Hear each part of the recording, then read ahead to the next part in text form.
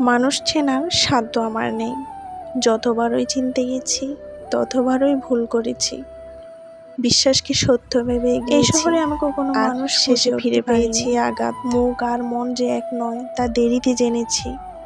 যাদের আপন ভেবেছি একদিন, তাদের আচরণই বদলে গেছে সময়ের সঙ্গে।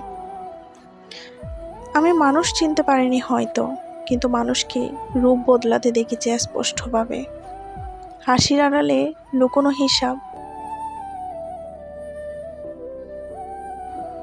আমি যাদের পাশে থাকার স্বপ্ন দেখি, অনেক সময় তারাই আমাকে নির্মমভাবে ঠকায়।